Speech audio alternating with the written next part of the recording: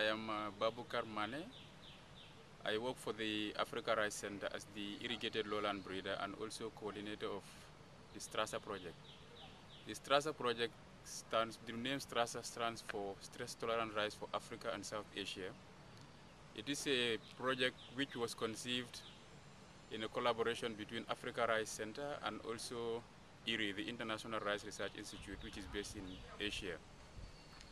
These two international rice research centers decided to get together to develop a project which will try to develop rice varieties that are suited to areas which we characterize as low input environment. That is areas where rice is grown under very difficult conditions, which are characterized mainly by lack of sufficient moisture, that is drought, and also due to high salinity, or maybe sometimes due to the uncontrolled flooding.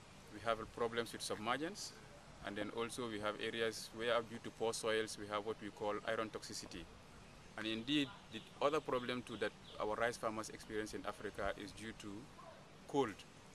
Cold which is associated to high altitudes in Eastern Africa, but also due to the seasonal changes in weather or seasonal changes in temperature which we experience in the Sahelian zone, particularly in areas like Senegal, Mali, all the way to Niger and Chad. We have the Sahelian zone of Africa, or West Africa, where between the months of November all the way to March each year, we can get nightly temperatures which will descend as low as 10 degrees or even lower.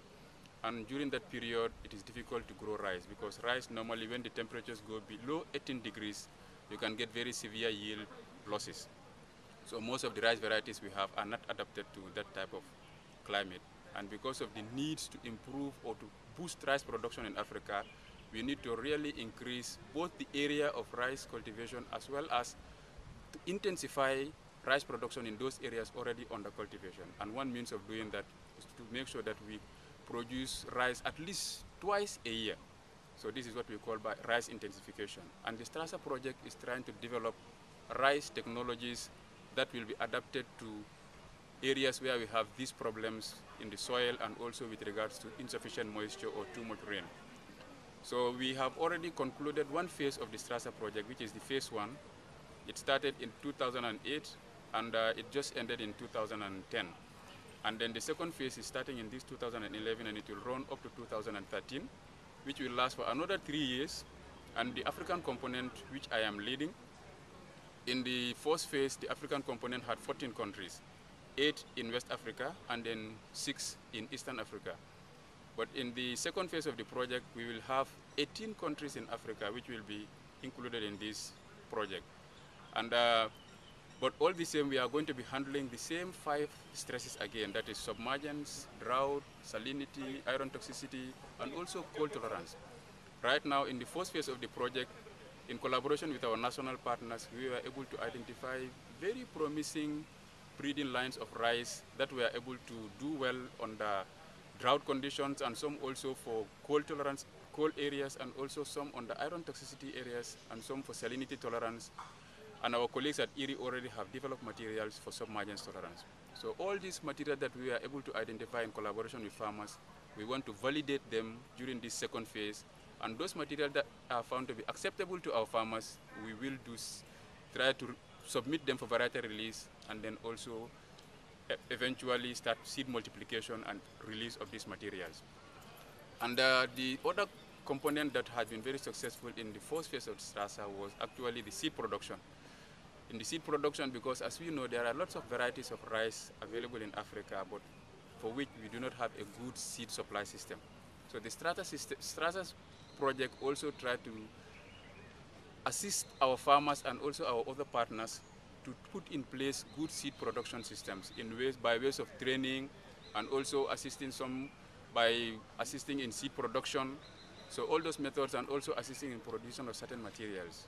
And through those activities, we are able to produce at least 3,400 tons of seed in collaboration with many institutions in Africa. And those seeds that we produce included both the breeder seed, foundation seed, and certified seed. But in reality, actually, our national partners also have been able to produce extra seed than was perceived at the beginning, because in our presentations over the last 2 days when we had our launching meeting, we found actually some of our national partners had produced up to more than 6,000 tons of seeds of popular varieties which are in high demand in their country, and for which we had actually assisted them to produce breeder seed and also foundation seed. So we think definitely STRASA project is on a very good course to make huge impact in Africa, because the problems being addressed by STRASA actually are very felt needs and which our farmers have been looking for solutions to for a long time. So this is the reason why anywhere you mention STRASA project and its objectives, you get a lot of enthusiasm, starting from government officials to farmers to processors. There is a lot of enthusiasm, and the only thing lacking now is actually to get the varieties released in those countries and to have a good seed supply system. These are the issues that we want to address in collaboration with our partners such as AGRA, CRS, and also with other development partners at national level, also at regional level. So essentially this is the reason why 2 days ago on the 9th and also on the 10th we invited participants from different STRASA countries, which included the national coordinators and also our partners involved in seed production, to come together and launch the second phase of the project, and at the same time plan the activities for 2011. So, and the meeting was very successful, and we had a very good meeting and with lots of good interactions and good suggestions about how we can be able to make very quick impact in STRASA Phase 2. And for me personally, as a coordinator of this project for the African component, it gives me very great pleasure to have participated in this venture. And I'm very, very thankful to my collaborators, particularly the national coordinators. I found the enthusiasm that they have and the results they were able to produce over the last 3 years have not been easy. But with their determination and diligence, definitely we have been able to come this far. And I wish that we can be able to continue along that line to be able to realize the goals that we set for ourselves.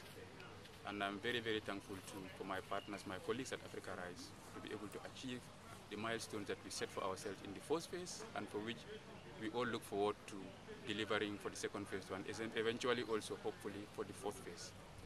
Thank you very much.